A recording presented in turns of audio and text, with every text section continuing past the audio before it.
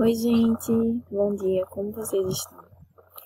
Então, hoje vamos dar início, à nossa primeira aula virtual, onde a gente vai discutir a evolução do pensamento administrativo. Na verdade, nós estávamos iniciando esse conteúdo na nossa última aula presencial,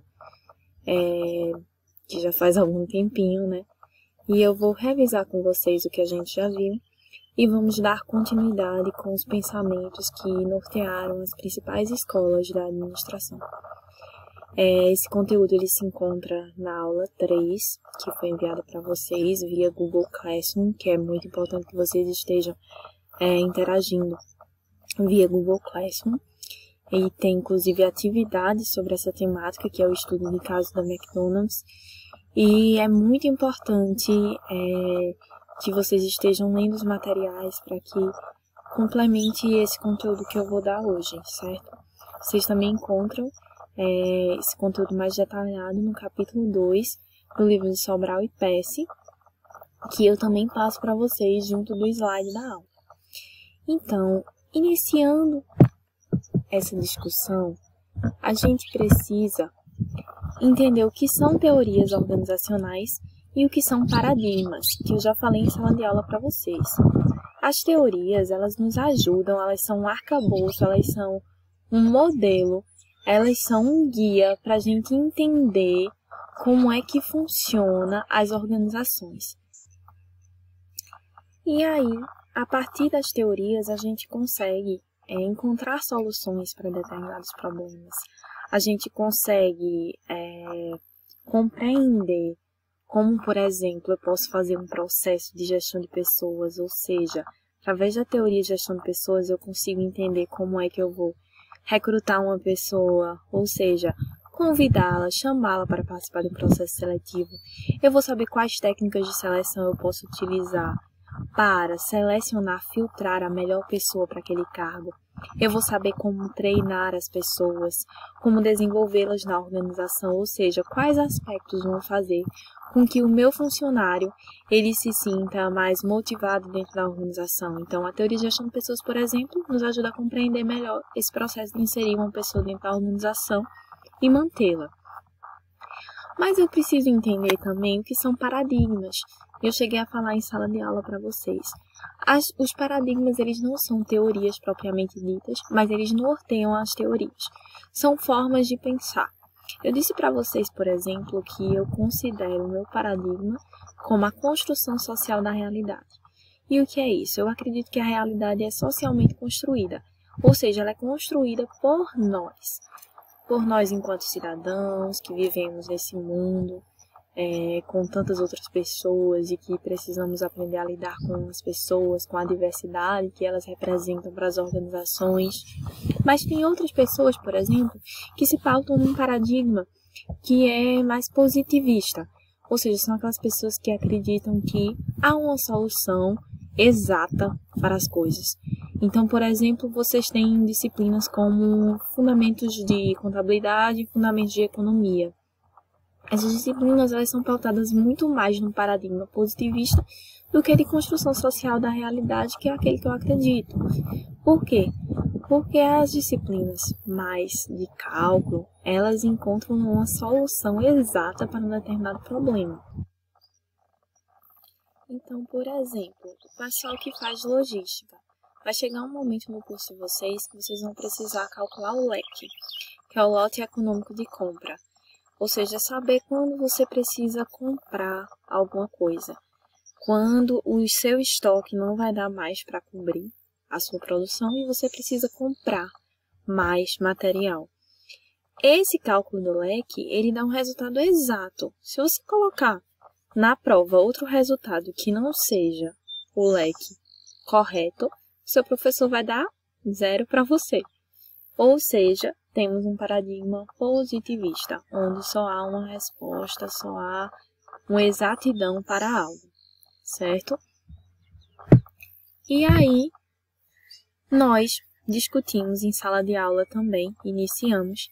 Inclusive, quando a gente estava nesse slide, eu parei em Adam Smith e eu a gente iria fazer uma atividade lúdica em relação a essa temática, só que infelizmente não conseguimos, mas eu pretendo, assim que nós voltarmos, que eu possa aplicar essa atividade com vocês, que ela é bem interessante. Mas antes de discutir sobre divisão do trabalho, eu vou revisar com vocês alguns fundamentos que influenciaram os principais pensamentos administrativos, principalmente a escola clássica de administração. No século XVIII, a gente tem a Revolução Industrial, que revolucionou a nossa produção de bens no mundo, né? A gente tinha uma produção que era propriamente artesanal, que não existia a possibilidade de você gerar uma grande quantidade de bens repetidos, né? A gente tinha coisas mais únicas, né? Como é o próprio artesanato, né? Por isso que hoje o artesanato é algo que é bem valorizado pela sua exclusividade, por ser algo que não pode ser reproduzido ou não deveria ser reproduzido em massa. Com a Revolução Industrial, a gente consegue perceber o fim do feudalismo, né?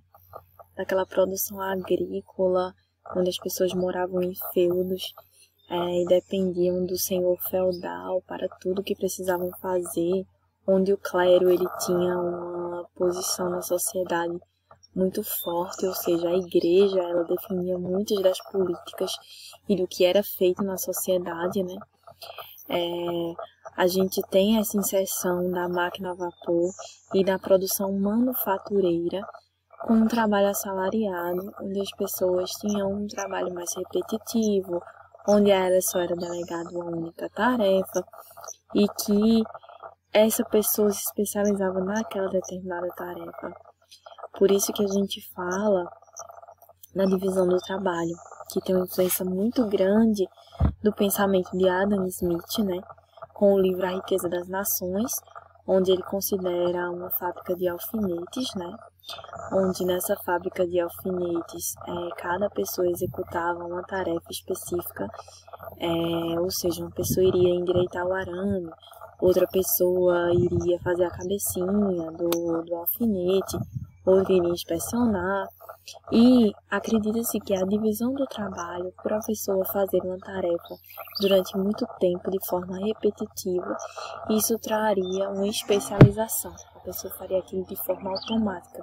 O que é que pode nos lembrar bem essa concepção da divisão do trabalho? É aquele filme, Tempos Modernos, de Charlie Chaplin, que vocês já devem ter visto, inclusive no ensino médio, né? Se não viram, aproveitem esse período de quarentena para assistir. Aí vocês usam a desculpa, a professora mandou assistir o filme, porque aí vocês já se divertem um pouco também, né? E posteriormente, outra influência muito grande para o pensamento administrativo, já no final do século XVIII, a gente tem a incidência dos movimentos sindicalistas, né? Onde se buscava ter mais direitos para as pessoas, porque as pessoas trabalhavam inúmeras horas por dia, sem nenhum direito a não ser um salário, e isso causava adoecimento, acidente de trabalho, e os movimentos sindicalistas procuravam justamente direitos mais acertados para essa classe assalariada. É também nesse momento que surgem as primeiras ideias do socialismo utópico. Se fala muito em utópico, utópico é utopia, ideia é mais uma ideia, algo ideal que é mais difícil de ser colocado na realidade. A gente nunca conseguiu implantar, na verdade, o socialismo. A gente vive numa sociedade capitalista. Segundo o socialismo, a sociedade seria mais igualitária, as pessoas teriam possibilidades e oportunidades mais igualitárias, ou seja, não haveria divisão ou desigualdade social. Então, por isso que é utópico, porque a gente o que mais tem é desigualdade social, vocês sabem, né? E desenvolvimento do materialismo dialético de Karl Marx. Karl Marx ele discute muito os conflitos de classe que existiam na época, onde as pessoas elas trabalhavam na produção, elas geravam lucro nas empresas manufatureiras, mas elas não eram donas dos processos produtivos. ou seja, elas eram uma engrenagem para permitir que as empresas tivessem lucro, mas elas não tinham a participação naqueles lucros, elas só recebiam um mísero salário sem direito algum, certo? Essas pessoas, elas eram desvalorizadas, elas não tinham nenhum mecanismo que as motivassem a crescer no trabalho, por exemplo. E aí nós precisamos entender um pouco do processo da modernização das sociedades ocidentais, que é muito influenciado pelo pensamento de Max Weber. A gente vai ver também que ele é o pai da burocracia. A gente for discutir teoria da burocracia dentro da escola clássica, a gente também vê ele. Ele aborda, gente, que existem 3 tipos de autoridade e que a autoridade racional legal, que é uma dessas que a gente vai ver, é a que seria mais adequada para essas sociedades modernas ocidentais. Mas o que seriam essas autoridades?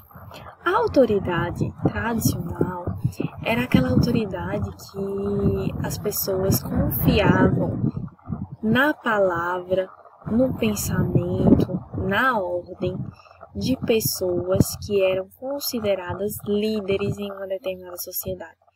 Então, anciãos, pessoas com elevada sabedoria, elas possuíam autoridade tradicional, ou seja, as pessoas respeitavam elas independente de qualquer coisa, porque os costumes falavam mais alto. Então, se a pessoa era considerada uma pessoa sábia, essa pessoa ela tinha autoridade sobre os demais. Já a autoridade carismática é uma autoridade baseada no exemplo, nas características pessoais que uma pessoa tem. Ou seja, quando uma pessoa ela agrada, quando uma pessoa é um exemplo a ser seguido, quando uma pessoa é respeitada por uma determinada sociedade, essa pessoa possui autoridade. A gente, quando for discutir liderança, que a gente vê um pouco em fundamentos de administração, em outras disciplinas do curso vocês também verão, a gente vai ver que existe a liderança carismática. É justamente aquele líder que não precisa de mais nada, só ele por si só, a sua figura heróica, o seu carisma, já faz com que as pessoas o sigam. Outro elemento que é a autoridade racional legal é aquela baseada em regras, legislações, regulamentos reconhecidos.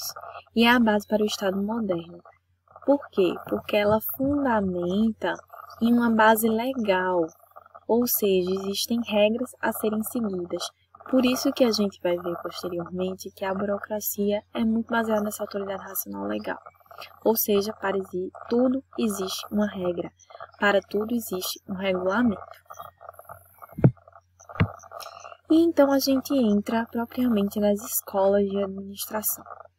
E durante essa aula de hoje, a gente vai ver na aula 3 a escola clássica e na aula 4 a gente vai discutir as demais escolas, que são a escola comportamental, a escola quantitativa, a contingencial e as teorias contemporâneas de administração, onde a gente discute as teorias da ecologia populacional, dos custos de transação, os estudos críticos em administração, a teoria institucional também. E aí a gente entra nos precursores da escola clássica. O que são os precursores da escola clássica? São aqueles pensadores que anunciaram que existiria uma nova concepção de como gerir as pessoas, de que era necessário gerenciar as pessoas para que elas dessem mais lucro, para que elas produzissem mais, porque quando as pessoas produzem mais, a organização ganha através da produtividade.